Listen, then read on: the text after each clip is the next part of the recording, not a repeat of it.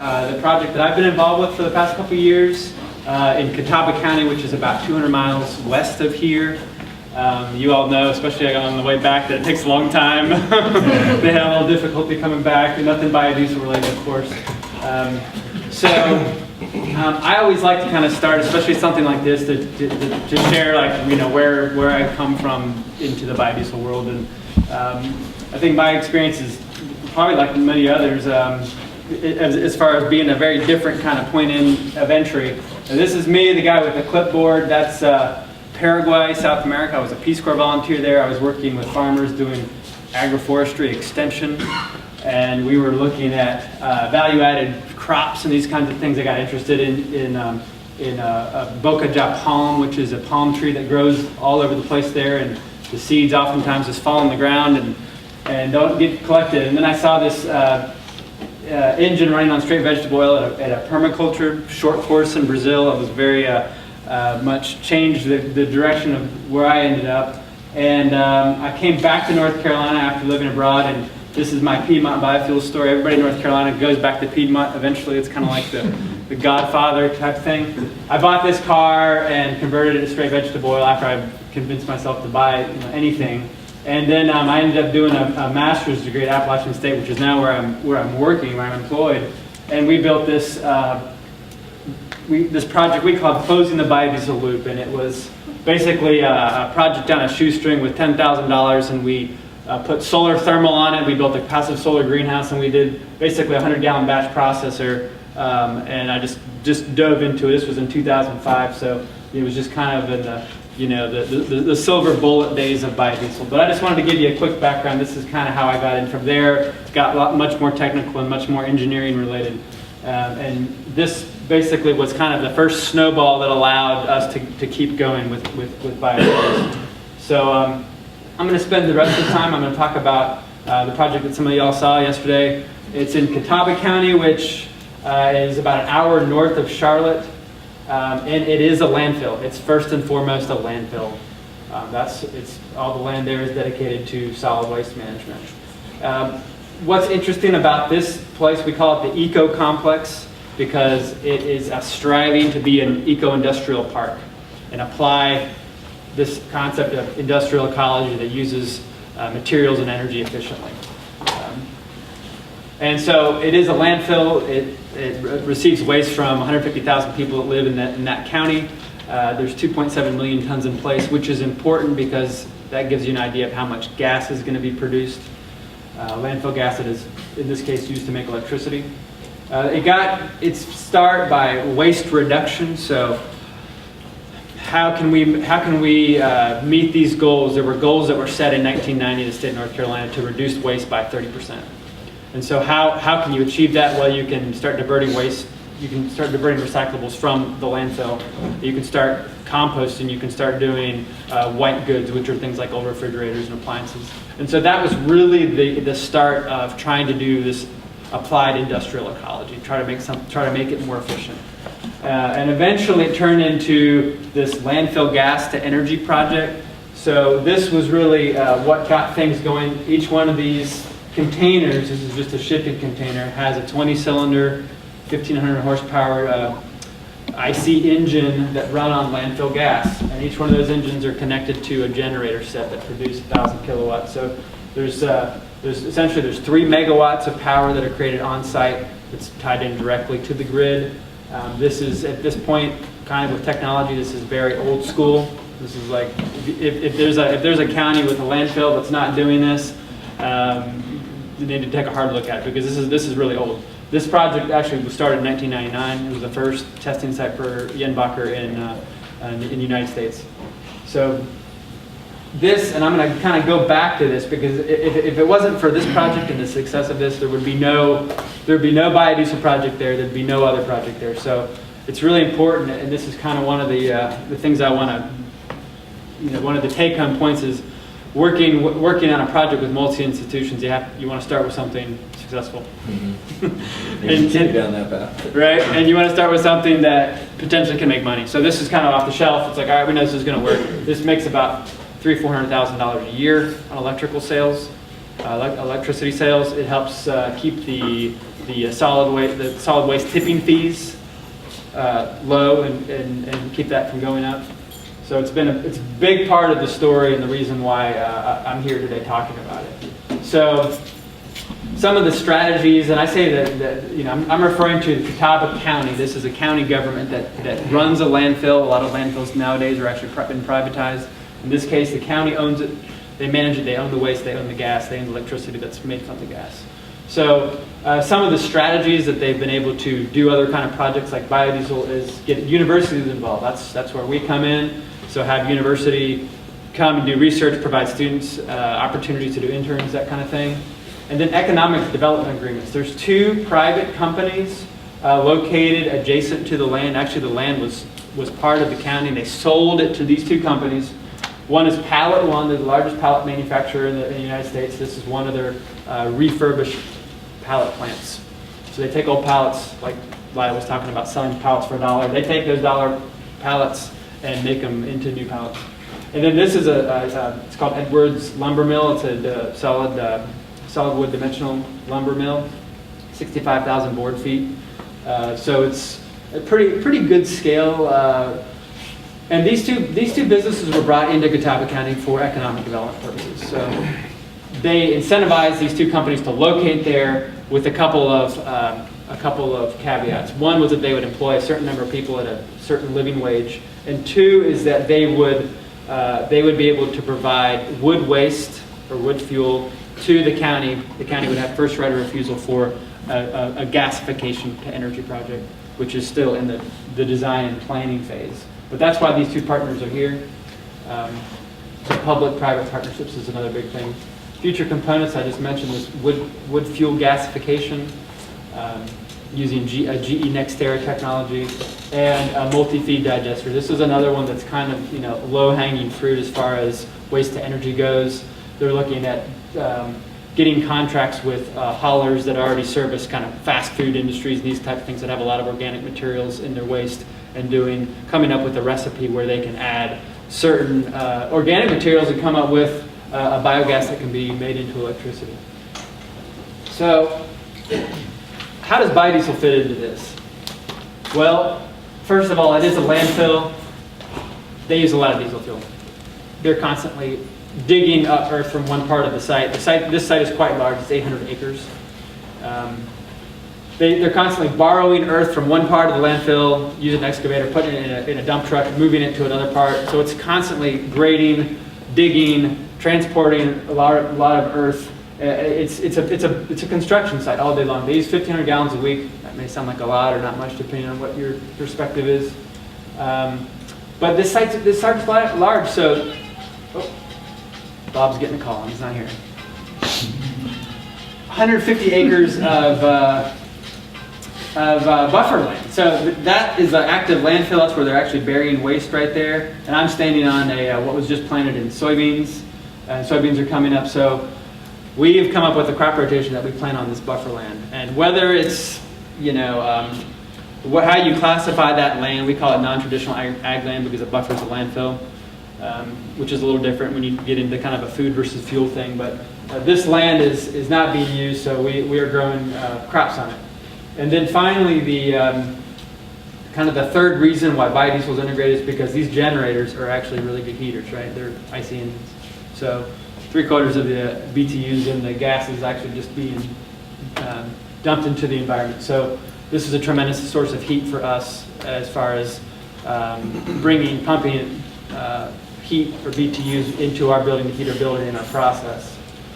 So this is what ended up being the result of a lot of planning and a lot of working with 2 big institutions. One is Catawba County, the other is Appalachian State University, is that they funded it's got a good ringtone there. They funded this really awesome new building. And you guys that were there, you can attest it's still very new feeling. It's a purpose-designed building. It's designed to be a chemical plant. We have a piping trench that runs the whole length of the building. We have a containment area. We have a solvent storage area. We're super fortunate to be involved with this. And you're probably wondering, how in the world did they afford this kind of a project? Well, Catawba County built this. They own the building. We leased the building as Appalachian State. We leased the building from them, and they built this without any tax revenue. Okay, and this is kind of one of the interesting points that may relate to something that you could see yourself involved in one day, is that any landfill is required to have a post-closure fund, meaning that at some point the space in the landfill is going to be used up, and the county, the government, is going to get stuck with any kind of environmental regulation and control of that piece of property. So they have this fund that a certain amount of tipping fees, a certain amount of that money goes into a fund to close the landfill and hold it in perpetuity, is the way most of them are written. And so this fund is now several $1 million in Catawba County. The landfill is expected to have a useful life of another 70 years. So if you can borrow from that fund, use something now, you've got a long time to pay it back, right? That's kind of the thinking. In our case, we figure we have maybe 70 years to pay back the cost of this building. So they got approved from the county commissioners, borrowed money, and were able to construct this facility. And just to give you a little context, this is one of the most politically conservative parts of the state. Okay, North Carolina's pretty conservative. This is one of the conservative spots of the conservative state. So, you know, it ultimately goes back to the fact that the landfill gas energy project was successful. You got a couple calls, Bob. Thank you. And they were willing to go for something else that maybe is a little more risky, but by kind of framing it in terms of a long payback, they were willing to take the chance. So again, there's the building, outside solvent storage. We have a lab, and we have this nice linear process flow. This is a basic kind of no cutting edge technology. It's base catalyzed transesterification, and we have a 1,000-gallon reactor tank, so we can make 700-gallon batches, something like that. So looking at kind of capacity of this plant, it's about 130,000 gallons a year with one shift. That's really what this is sized to do, and it's sized to provide B20 to the landfill and B20 to the county government diesel fleet. Okay, I mentioned heat recovery. That's one of the reasons why we're there. We installed this, we designed and installed this very simple counterflow heat exchanger from used parts from B.H. Griffin, and brought the hot water back into our plant. And it's about 180-degree water coming off of the jacket of this engine, and it supplies all of our hot water for our plant. We have a 2,500-gallon water storage tank, and it heats the work floor in the wintertime. It's about 250,000 BTU an hour boiler, essentially. So it's pretty small scale. We're only using a fraction of the heat, but it's been very good low-hanging fruit, simple, relatively easy to do. The other component to this is that we have this land, we have this space. So we have been able to really get into looking at crop rotation, how do certain things grow well, work with different models with area farmers that are interested in trying to grow something other than corn and soy and wheat. So canola is still a big learning curve. It's still kind of a new thing, even though a lot of people have done it. There's still a lot of folks that haven't. So learning how to plant canola. And then the county funded this crushing facility, which is a 4-ton per day facility. The folks that just went on the tour of the community college, they have a small Kern Craft press. It's a 1-ton per day unit. We have essentially just 4 of those in a row. You can kind of see them back there. So we have a 4-ton per day crush plant.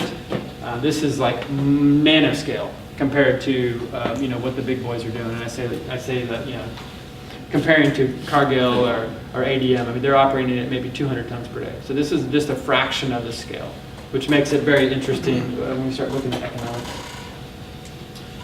So this is kind of a dream of what things would eventually do, and how I call it a biorefinery, and how the biorefinery could be integrated. It's based on a biodiesel kind of technology platform, but how could it ultimately be integrated into this eco-industrial complex, and all the things that are dotted are kind of future components, like taking biosolids. The county is dealing with what are they doing with biosolids right now? They compost them. the contract for that partner is coming up. Can we use that for soil amendment if it's not going to be food crop?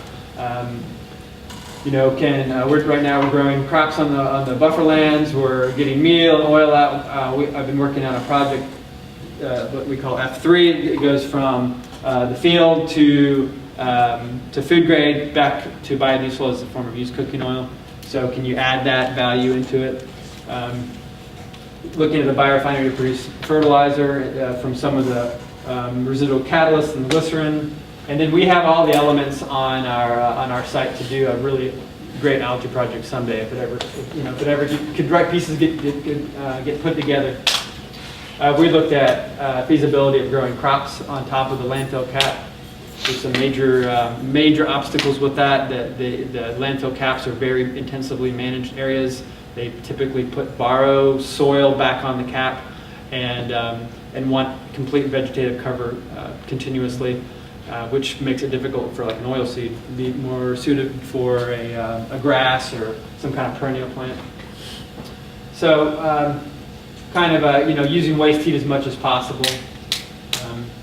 So with here, I want to focus on some of the work that we've done with this site, and what's unique about it is that we've been able to do the agriculture stuff, the oil crushing and the conversion all on site, and so it's allowed us to really look at life cycle analysis. And so I'm going to go through a little bit of the inventory, and I apologize if it gets kind of number intensive or whatever, but I thought this would be interesting for a lot of folks that are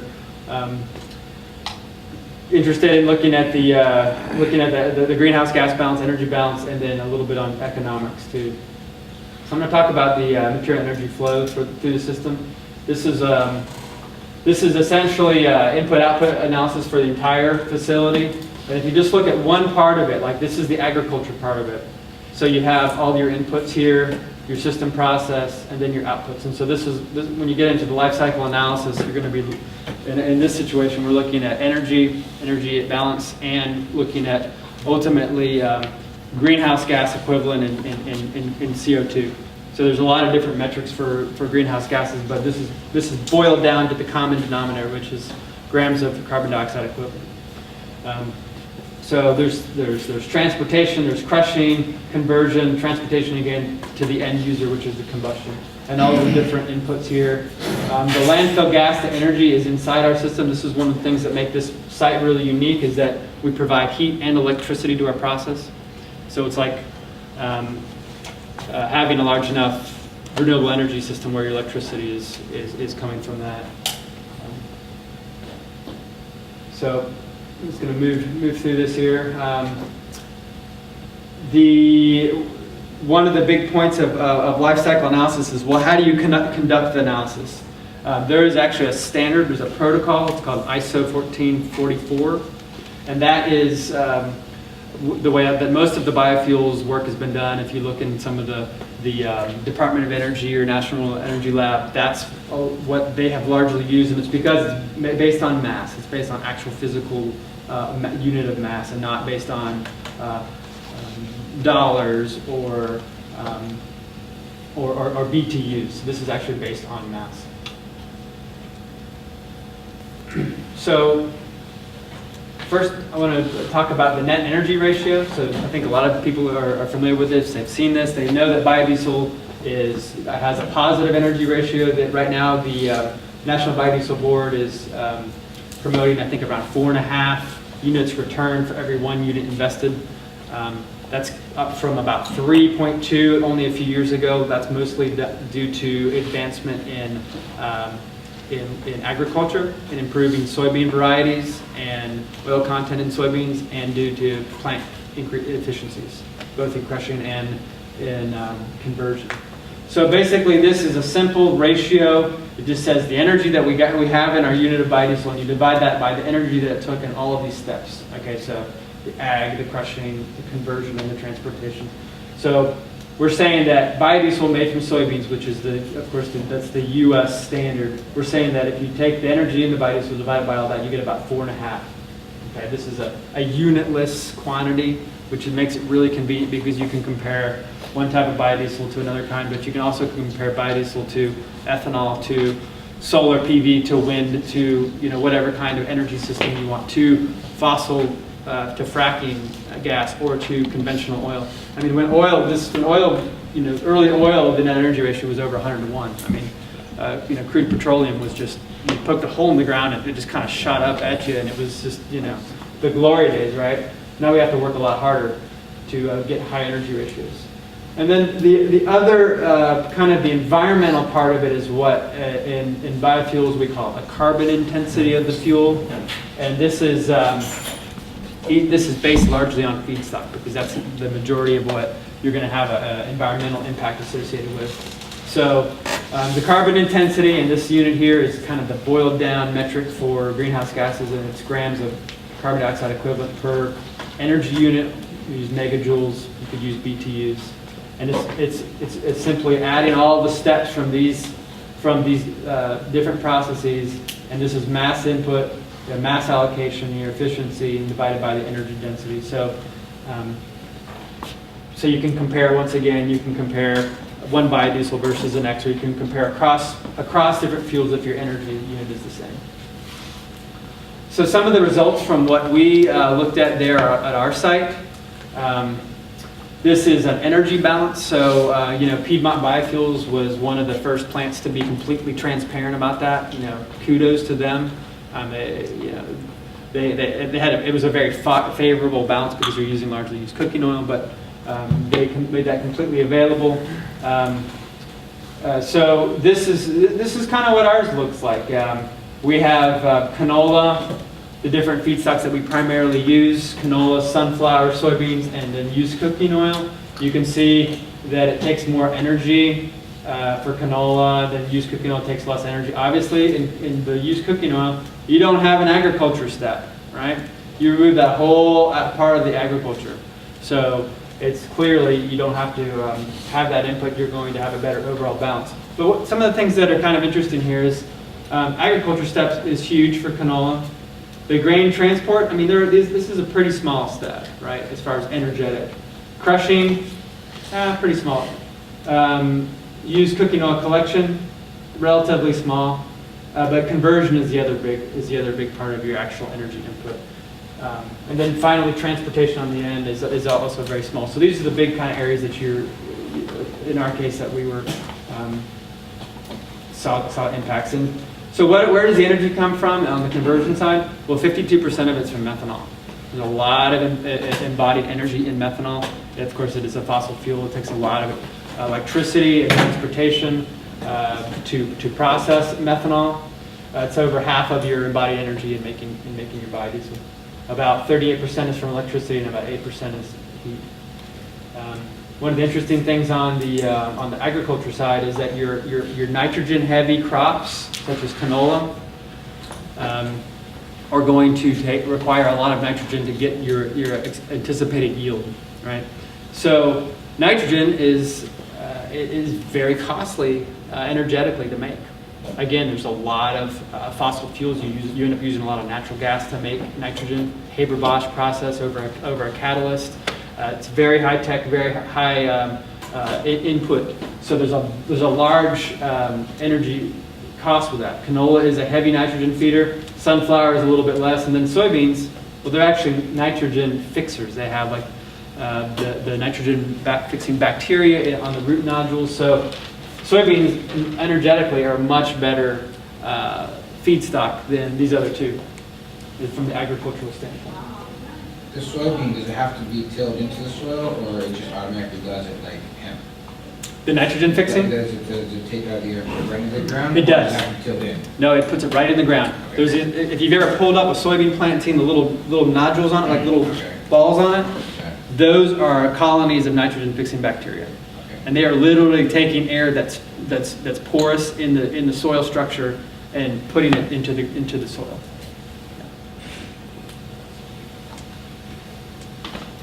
So again, we have this unique situation there in Catawba County that we get to put in renewable energy in our inputs, which makes a big difference in this kind of analysis. So we use B20 in the ag equipment, we use B20 in our transportation equipment.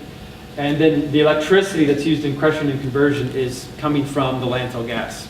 So that's not it's not a fossil fuel. It's biogenic carbon. So we're not.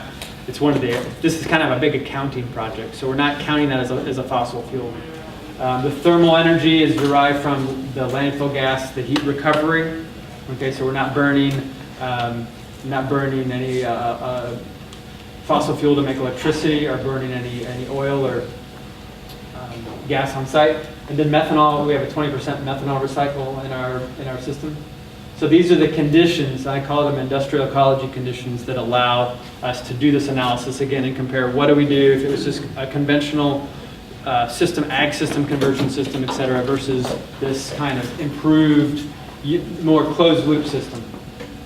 And this is what it looks like. This is the carbon intensity value. So what this is the environmental indicator, and it's grams of carbon dioxide equivalent per megajoule. And this is by feedstock and system type. So there's two systems. There's a conventional. That's like what if you didn't do any V20 and you didn't do any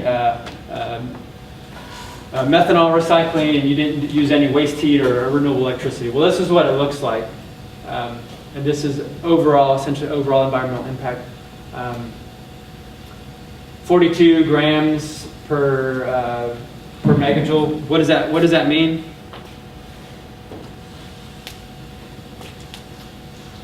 Well, we're comparing it to ultra-low sulfur diesel, so it's better than 50% reduction compared to diesel fuel. So canola made in a conventional means is still a 50% improvement.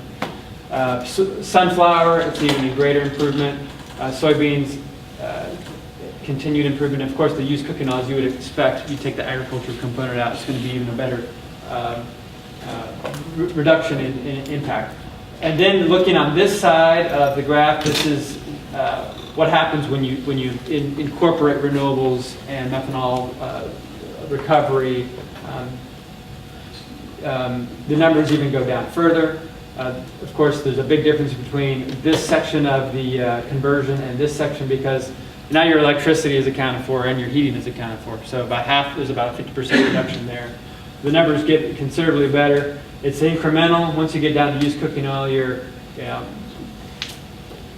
12, 13 times reduction compared to diesel fuel. One of the things that I thought was interesting here is that maybe a little bit counterintuitive, is that the soybeans, if you take soybeans and you farm them and you crush them, make it into biodiesel, and you do it in an industrial ecology system where you're doing this closed loop kind of processing, you actually have a lower emissions factor than if you use cooking oil in a conventional system. But I thought that was kind of a non-intuitive part of this.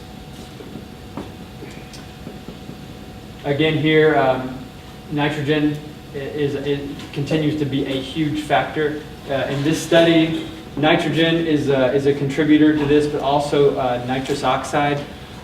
When you apply nitrogen agriculturally, the plant can only take up so much, right? There's a limit on how much the plant can actually use. And so what happens to the rest of the nitrogen? Well, it's water soluble, or it's gassed off into the environment. And so this is a huge part of the debate with life cycle assessment and agriculture, is how much nitrogen is actually being emitted into the atmosphere. And the number that was used here came from the IPCC, which has kind of had this standard that 1% of your nitrogen by mass ends up being converted into nitrous oxide, which is a very powerful greenhouse gas. It's about 300 times more powerful than carbon dioxide. So again, nitrogen is a real huge factor for your environmental metric. And then again, as you decrease your nitrogen per crop, then that number is going down. One of the other things that's really interesting, I think, with life cycle assessment is indirect land use change. Has everybody heard of indirect land use change? Some haven't. So this is kind of one of the contentious things about agriculture and biofuels using agricultural materials, that if you grow soybeans and you make biodiesel out of them, then you have an impact someplace else, maybe in the United States, maybe abroad. It's a global phenomenon where those soybeans are going to have to be grown somewhere else to supply the demand for the actual beans or the oil themselves. And that causes land use change. So, do you have a question? Yeah. So do you find differences in NOx? You were talking about NOx before. Do you find differences in different feedstocks in NOx production? This slide just looks at, this is nitrous oxide. Oh. NOx is this is an emission from agriculture. Oh, okay. Yeah, this is actually from applying nitrogen on a field and some of that nitrogen being volatilized, and it forms that gas, which is one of the big indicators for or big, I guess, very impactful on the emissions component.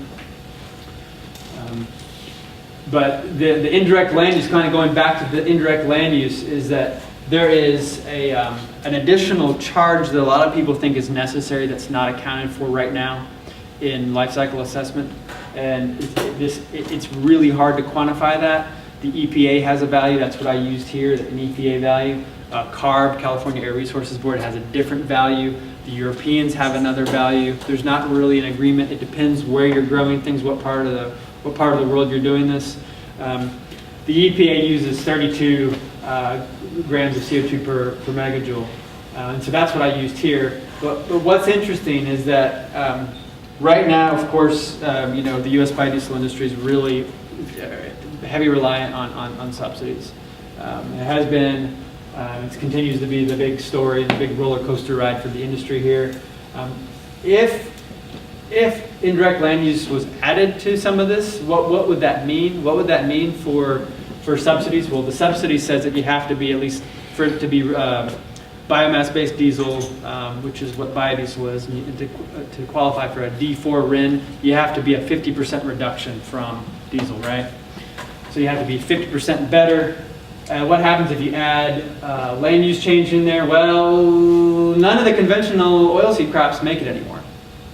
Okay, only the used cooking oil ends up satisfying that, and it satisfies it by quite a range. If you do something, if you have a lot of very efficient plant use, renewable energy, soybeans would make it. But this is a huge area of debate. It's really, I don't think the EPA is going to tack that on to the regulations anytime soon. I think it would be kind of a blow that would be hard to recover from for the industry. So I think this is a really fascinating point of it, and the debate continues. I want to move into the into the economics. I've got about 15 minutes here. I want to move into the economics to give you guys a little bit of here's what it looks like at this scale, right? We're talking about a very small scale, 4 ton per day crush plant, 130,000 gallon per year biodiesel facility. Some of you all may operate facilities similar in that range or close to that range. For actual, this is the crushing economic analysis. It depends on what kind of seed you can put through these machines. The canola is a much smaller, softer seed. You can have a much higher flow rate with that. But per liter and per gallon, if you look at the cost per gallon, which most of us think about, the cost of producing canola at this facility is $4.94 a gallon, or 65 cents a pound. Sunflower, 74 cents a pound. Soybean, 66 cents a pound. Does that sound like it's competitive? No, not anywhere near competitive. So this is very, very difficult to make a biodiesel feedstock at this scale with this technology.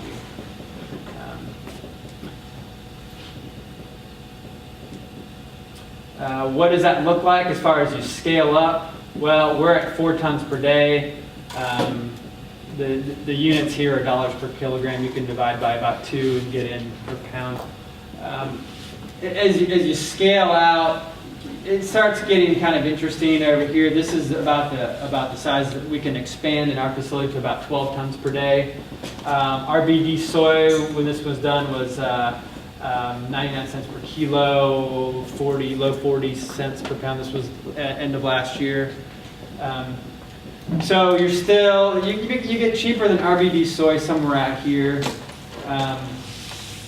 If you look at yellow grease, it was somewhere in the upper 30 cents per pound at the time. You're still more expensive than yellow grease. So, kind of what point does this small scale crushing really make sense? This is very, very marginal at this scale.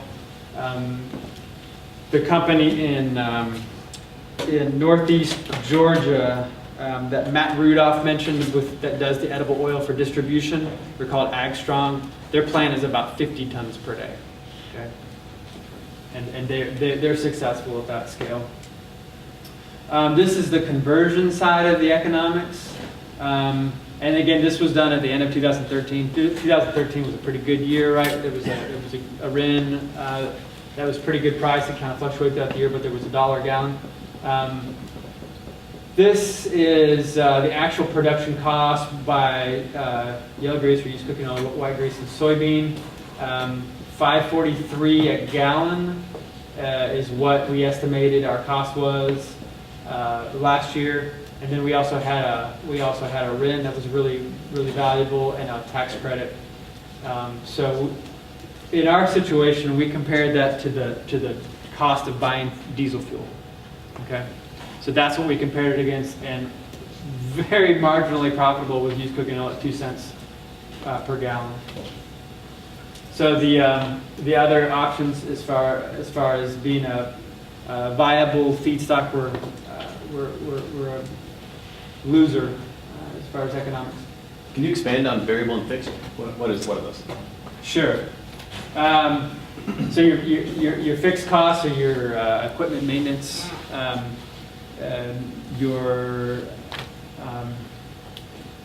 the materials, like for this, are your materials that go into the process, your labor. Variable is going to be, I guess variable would actually be your supplies. That would be your inputs like KOH, methanol. That can change cost, that can change rent, lease of the building, those kinds of things. So again, the picture looks very different now with a lower RIN value and a low, without any tax credit. I mean, essentially, we need about $1.20 in subsidies to break even. So that's what this scale facility looks like with our current technology. And then this is a sensitivity. So looking at which variables are going to be the most important, and I think everybody knows this intuitively, but your feedstock cost is this steep blue line. So as your feedstock cost increases, your cost of production increases. This is the easiest one to change. That's why people have been very successful in rendering and going to collect their own oil. As your feedstock cost goes down, you have a positive correlation with the cost of your fuel. The other one is yield. This is your conversion. So if you're only getting 82% conversion from used cooking oil, if you bump that up, then you can drive your cost down. But it becomes marginal, and you can only get so much yield rate. So that's a harder one to look at. We looked at labor cost and methanol costs, which are flatter lines, so they're not as significant. They're not as sensitive to your overall production cost. And then this is a kind of a scale. What does scale do with our technology and our labor? Labor scale up, your materials scale up. Right now, the facility is kind of in this range, about 130,000 gallons per year. These are our costs. If you scale out, $250,000 beyond, then you're still kind of riding the curve down as far as small scale and overall cost. Of course, still depend on some kind of subsidy. So just kind of want to start wrapping up here. One of the big things with life cycle analysis is this trying to look at integrated farming systems. I think some people are coming from the ag and farming kind of side of things. Look at nitrogen fixing crops. I mean, especially if there's people that own the land are going to be, cropping this land for a long time, nitrogen fixing crops is what you want to get into the rotation. Nitrogen is a huge, it's very costly environmentally to apply nitrogen. Yeah. What are some of the crops that are nitrogen fixing crops other than hemp and soy? There's some cover crops, there's some clovers that are nitrogen fixing. Getting into some of the either winter or summer cover crop options will allow you to get clover and other types of nitrogen fixers in. Buckwheat, I think, is a nitrogen fixer as well. Doesn't buckwheat have to be tilled into the soil though? It depends if it's a no-till farm. You can have it that it's cut and it's actually the biomass is on top of the soil, and you have a direct till, a direct planting system. Okay, but it's not something that has those nodules that you were talking about. It still has to be broken down and put in the soil. I'm not an expert on tillage, but I think that you don't necessarily have to incorporate material into the soil to get the nitrogen to be used in the soil for the next crop. I'm interested in biochar. I think John Bonnet's presented on it. I think that's a great way to actually hold on to more of the nitrogen and more of the nutrients that the plant can use. I mean, right now we pretty much follow recommendations and just broadcast fertilizer. We put more nitrogen than the plant can ever use and hope for the best, and that it's going to use everything that it needs. But I think that's certainly a way to improve some of the usefulness of fertilizers.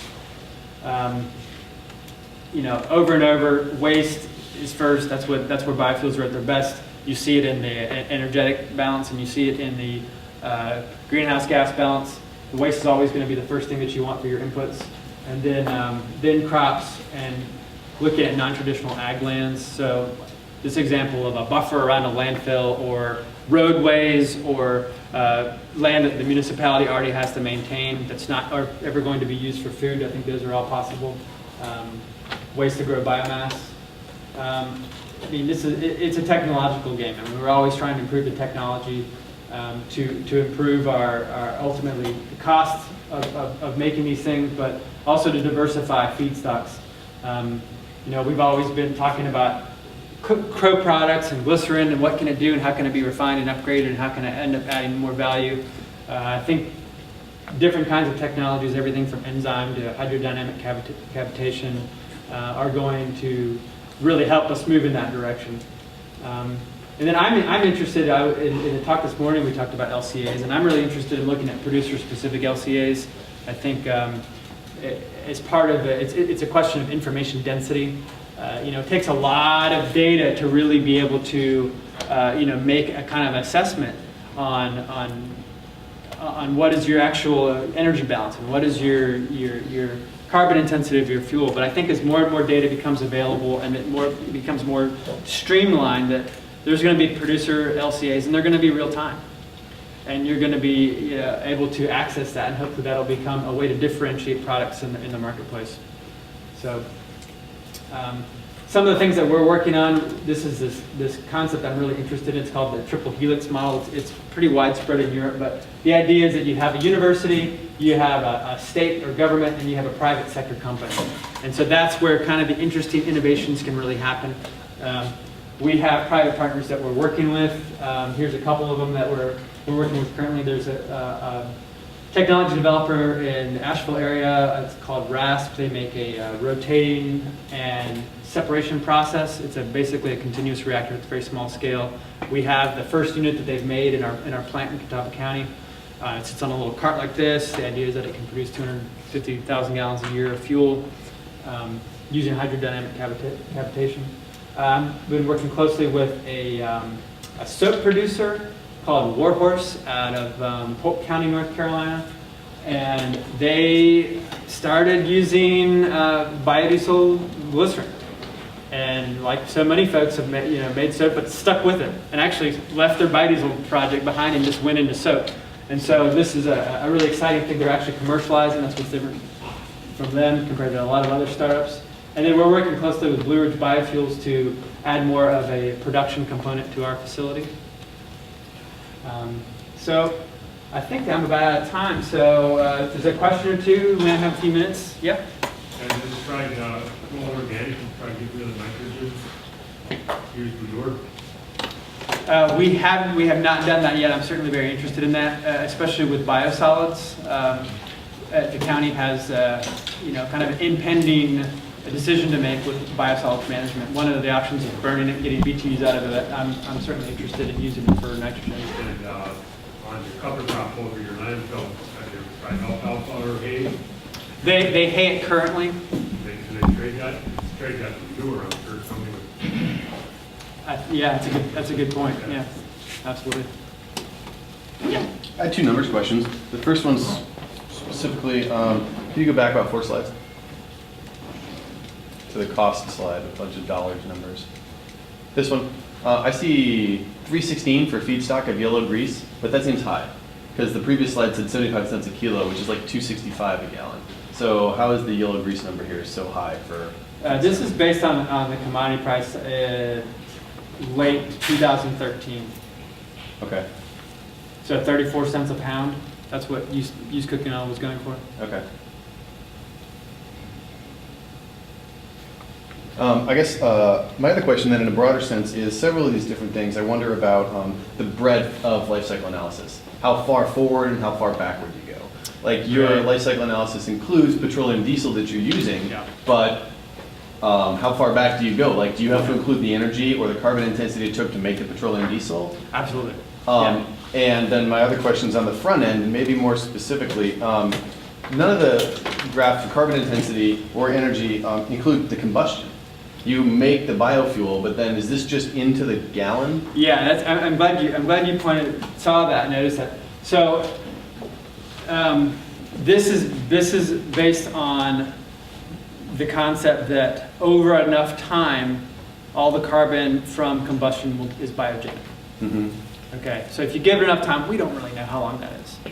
But if you give it enough time, all of the carbon that's emitted in combustion it came from the biota and will be returned to it. Okay.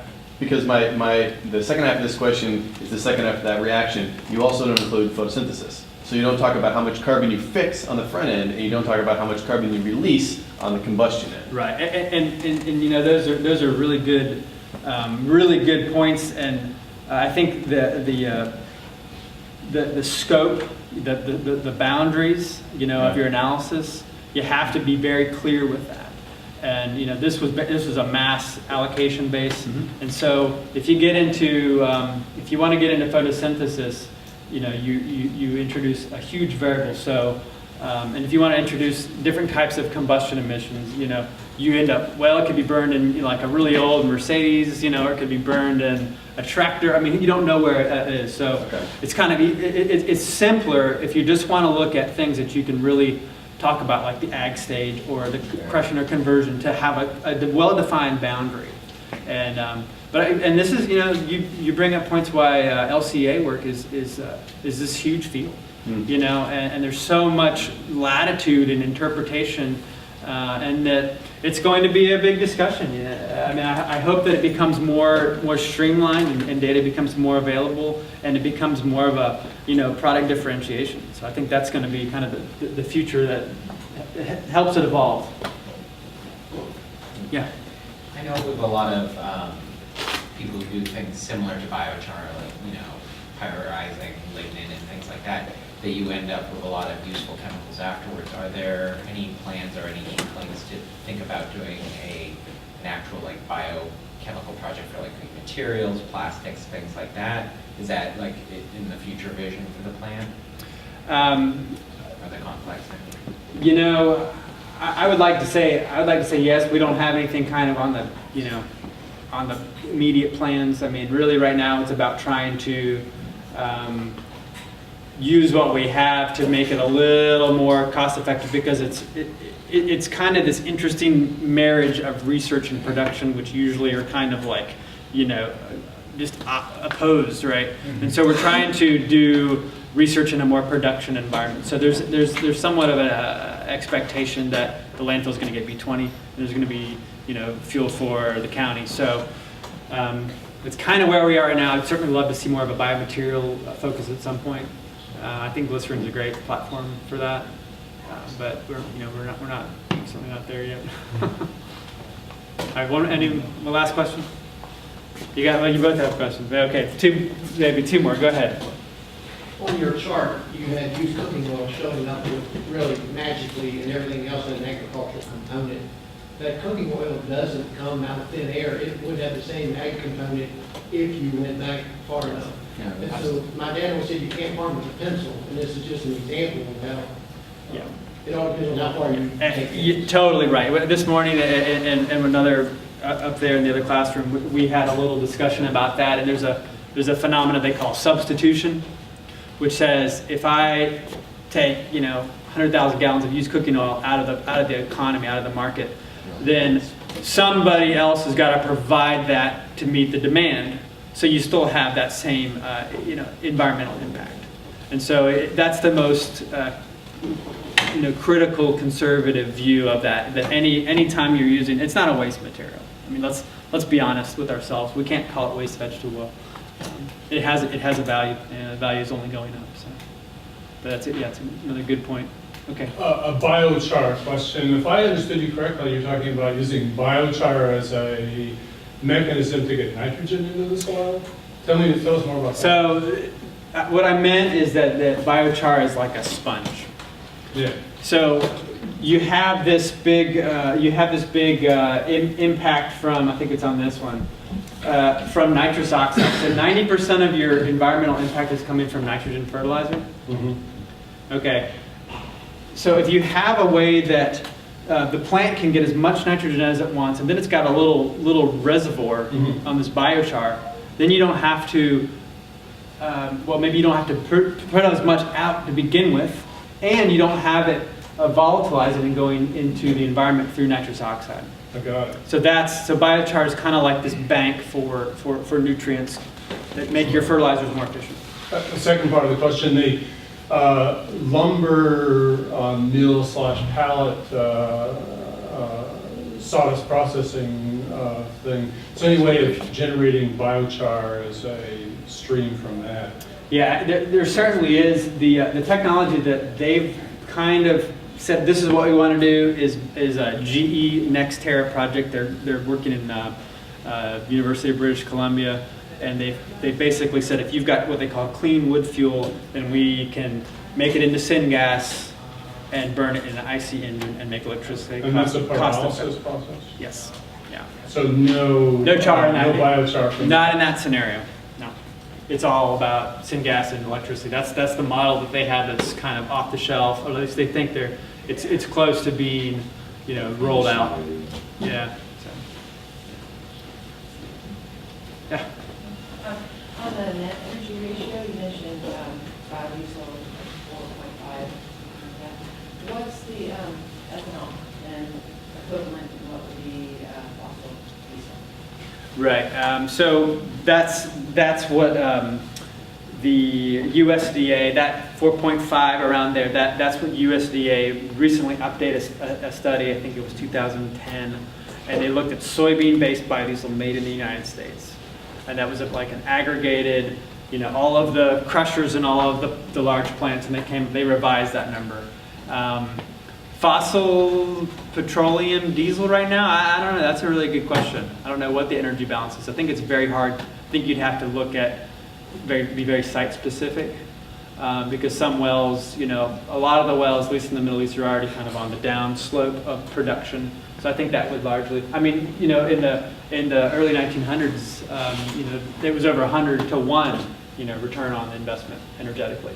But, it's certainly variable.